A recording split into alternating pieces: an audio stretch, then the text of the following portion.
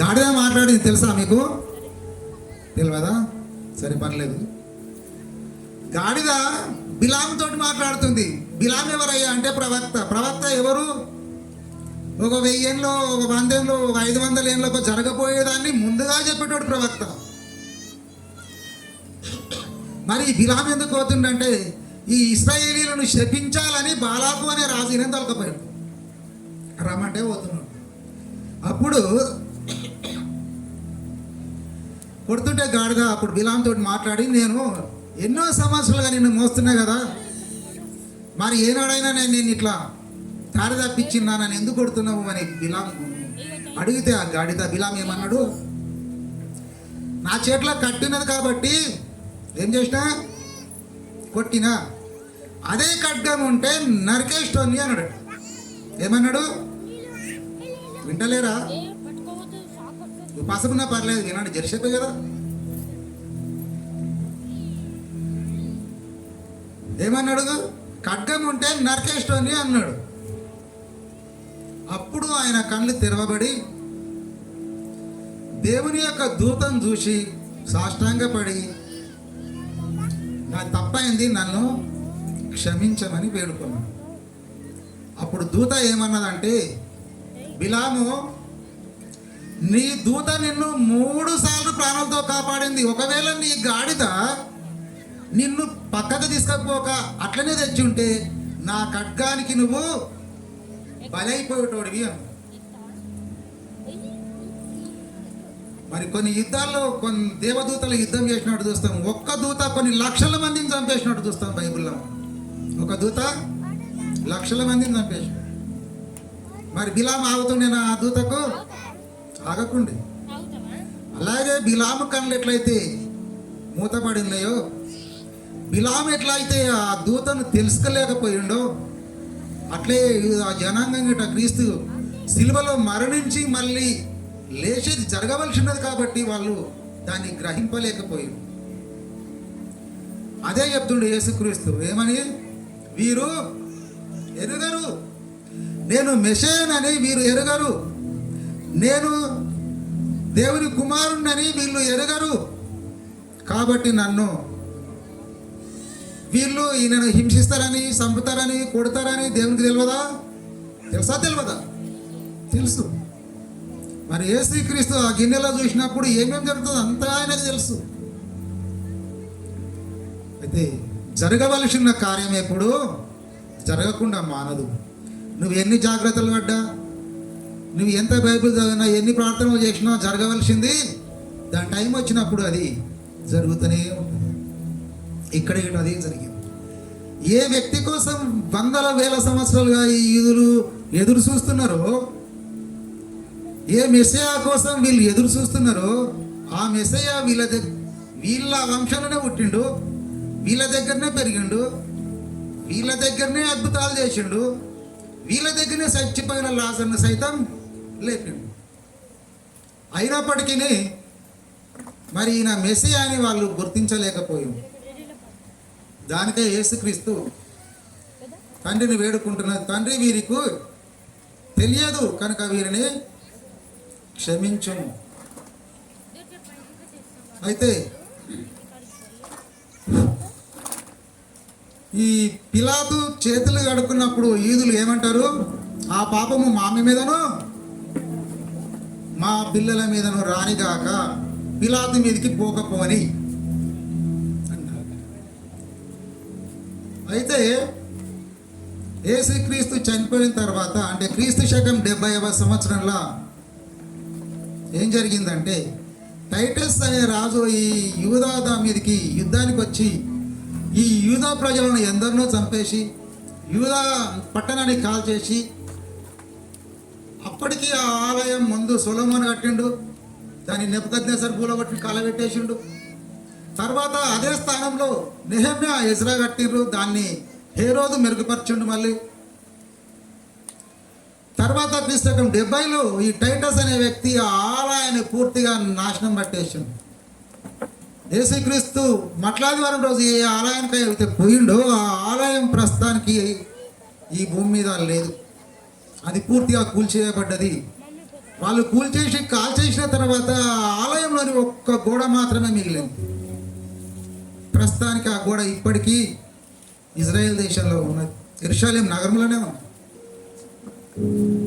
అయితే ఈ యూదులు ఆ పాపాన్ని ఎప్పుడైతే మాకు రాని అన్నారో, ఆ క్రీస్తు శకం 70వ సంవత్సరంలో యూదులంతా సర్వనాశనం అయిపోయి ఆ యెరూషలేం నగరం కాల్చేసి ఆ ప్రజలను చంపేసి, ఈ యూదులు ప్రపంచమంతా ఎక్కడెక్కడో వేరే దేశాల్లో పోయి ఉన్నారు తప్ప యూదులకు భూమి మీద ఇజ్రాయెల్ అనే ఒక దేశము లేదు. ఎప్పటి వరకు లేదు? క్రీస్తు శకం 70ల పోతే ఇంచుమించు 1940 అంటే రెండవ ప్రపంచ యుద్ధం జరిగే వరకు కూడా వీళ్ళకి ఒక దేశం అనేది లేదు. రెండవ ప్రపంచ యుద్ధ కాలంలోనే జర్మనీలో మరి హిట్లర్ కొన్ని లక్షల మంది యూదుల్ని చంపేపించాడు. మరి యేసుక్రీస్తు క్షమించినప్పటికీ వీళ్ళు క్షమాపణను కోరుకోక మరి యేసయ్యను క్షమించమని అడిగితే యూదాయిస్కరియోతును యూదులను ఎవరైనా క్షమించే మనసు ఆయనకున్నది, కానీ వీళ్ళు క్షమాపణ కోరుకోకుండా శాపాన్ని కోరుకున్నారు. కాబట్టి ఆ శాపము అప్పటి వరకు ఫలించింది. రెండో ప్రపంచ యుద్ధం తర్వాత అప్పుడు ఆ పాత ఇజ్రాయెల్ ప్రాంతంలో యూదా దేశం ఏర్పడ్డది. ఇప్పుడు ఇజ్రాయెల్ దేశం అనేది ప్రపంచ పటంలో ఉన్నది. దాని జనాభా ఎంత అంటే సుమారు 90 లక్షలు. ఒక హైదరాబాద్ జనాభా ఇంచుమించు 1 కోటి పైన ఉంటుంది, కానీ ఒక దేశ జనాభా 90 లక్షలు. ఇప్పటికీ దాని చుట్టుపక్కల దేశాలతో అది యుద్ధాలు చేస్తూనే ఉన్నది. ఆ పాపాన్ని కోరుకున్న యూదులు అట్లుంటే మరి పౌలు యేసుక్రీస్తు గురించి సువార్త ప్రకటిస్తూ ఐరోపా ఖండంలోని ఎన్నో దేశాలను చుట్టుకుంటుంది. యేసుక్రీస్తును రక్షకుడుగా అంగీకరించిన ఐరోపా దేశాలు ప్రపంచంలోనే నెంబర్ 1 స్థానంలో ఉన్నాయి. అందులో బ్రిటన్ ఒకటి. మరి బ్రిటన్ని ఇంచుమించు సూర్యుడు అస్తమించని దేశంగా పరిగణిస్తారు. అంటే బ్రిటన్ దేశం ఎక్కడుంది అంటే సూర్యుడు అస్తమించాడు, సూర్యుడు ఉదయించేది లేదు, అస్తమించలేదు. అంటే భూకాలం చుట్టూ గిట ఆ బ్రిటన్ సామ్రాజ్యం ఉన్నది. బ్రిటన్ చిన్న దేశం, ఇండియా అంత పెద్ద దేశం గిట కాదు. మళ్ళీ మరి యేసుక్రీస్తు తాను చెప్పినట్టుగా తాను చెప్పింది ఏంటిదంటే, నిన్ను వలె నీ పొరుగు వారిని ప్రేమించుడి, నిన్ను హింసించు వారికై ప్రార్థించుడి. మరి యేసుక్రీస్తు సిలువలో చేస్తున్నది అదే పని. తన్ను హింసించిన వారి కోసం ప్రార్థిస్తున్నాడు, తన్ను చంపుతున్న వారి కోసం ప్రార్థిస్తున్నాడు. మరి అలాంటి యేసయ్య గురించి ఈ గుడ్ ఫ్రైడేని ప్రపంచమంతా ప్రతి సంవత్సరం జరుపుకుంటూనే ఉన్నది. మరి గుడ్ ఫ్రైడే గురించి తెలియదు కాదు. అయితే క్రీస్తును అంగీకరించి ఒక క్రైస్తవుడిగా జీవించే ప్రతి వ్యక్తికి ఉండవలసింది ఒక ప్రధాన లక్షణం ఏంటిదంటే క్షమించడం, క్షమాపణ. మరి యేసు నేర్పిన ప్రార్థనలో మా ఎడల అపరాధం చేయుచున్న వారిని మేము క్షమించిన ప్రకారము మా అపరాధములను క్షమించుము. మరి యేసయ్య మన అపరాధాలను క్షమించాలంటే మనం ఏం చేయాలో, మన తోటి వారి అపరాధాలను కూడా క్షమించాలి. అట్లా కాకుండా మేము యూదుల తీరు క్షమాపణ ఘోరము ఏమవుతుంది అవుతుంది అంటే అప్పుడు మనం క్రైస్తవులం కాలేము. క్రైస్తవునికి ఉండే ప్రతి క్రైస్తవుడికి ఉండే ఒక ప్రధాన లక్షణం ఏంటంటే క్షమాపణ, క్షమించే గుణం ఉండడం. మరి అది మనిషిగా సాధ్యం కాదు, కానీ దేవుడు అనుగ్రహించాడు. ఆ క్షమించే హృదయాన్ని కూడా ప్రభుల వారి శిలువ మీద చేసినటువంటి దేవునికి చేసినటువంటి విజ్ఞాపన ప్రార్థన. మొదటి 3 మాటలు ఇతరుల గురించి మాట్లాడినట్టుగా, తర్వాతి 4 మాటలు తన గురించి తాను మాట్లాడినట్టుగా చూస్తూ ఉంటున్నాం. ఇందులో ఇతరులను క్షమించాలి, అప్పుడు మన దేవుడు మన యొక్క పాపాలను క్షమిస్తాడు అనేటటువంటి చక్కని అంశాన్ని వాక్యాన్ని బోధించినటువంటి నిరుపరాజ్ మామ గారికి ప్రత్యేకంగా ధన్యవాదాలు తెలియజేస్తూ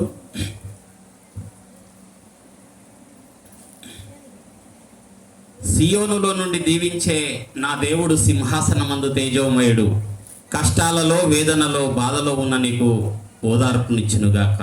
ఆమెన్. చెప్పండి గట్టిగా ఆమెన్. ఆమెన్. ఈ యొక్క మొదటి మాటపై ప్రార్థన కంది శ్రీనివాస్. దయచేసి ప్రార్థనలో అందరూ ఏకీభవించవలసిందిగా మనం చేస్తుంటున్నాం.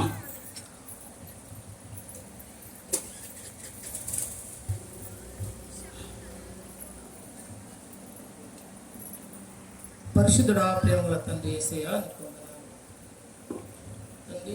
చుట్టూ తండ్రి జ్ఞాపకం తీసుకుని మహిమను బట్టి వందనాలు ప్రభువా. మా కోసం తండ్రి ఎన్నో ఆయా కష్టాలు నేను తండ్రి ఇబ్బందులు పెట్టి హింసించి గోడాలతో పెట్టి తండ్రి ఎంతో వేదనతో తండ్రిని హింసించినప్పటికీ మాపై జాలి దయను చూపించి తండ్రి మీరు ఏం చేయించున్నారో ఎరుగరు కనుక క్షమించమని తండ్రి ప్రార్థన చేస్తున్నాను. వందనాలు యేసయ్యా. ఈ లోకంలో ఎన్నో తప్పులు చేస్తున్నాం, అయినప్పటికీ మాపై మనం క్షమించి ఉన్నామని మరొకసారి ఈ దినం జ్ఞాపకం చేసుకున్న మహిమను బట్టి వందనాలు ప్రభువా. మా సంఘంతో కూడి ప్రార్థించడానికి సమయాన్ని బట్టి వందనాలు ప్రభువా. కలువరిలో తండ్రి మార్చిన ప్రశస్తమైన రక్తంతో మా పాపమును కర్మను మరొకసారి ప్రార్థిస్తున్నాం. యేసయ్యా, ఈ దీన వాక్యానుసారం మాతో కూడా మాట్లాడు. మౌనం సాధిస్తున్న జరుడిని యేసునామములో ప్రార్థిస్తున్నాం తండ్రి.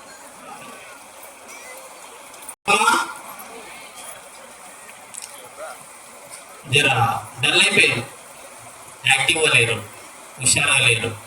ఒక చరణం పాడి రెండో మాటలోనికి వెళ్ళిపోదాం.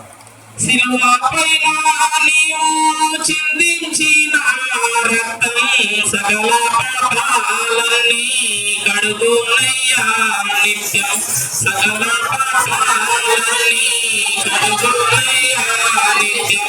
నీవు కాదు నీవు చేసిన త్యాగం మరువదయ్య ఈ లోకం. నీవు చేసిన త్యాగం మరువదయ్య ఈ లోకం. మా పారలోకపు శాంతి పావురమాయి దీని లాభాలిటి దైవమా.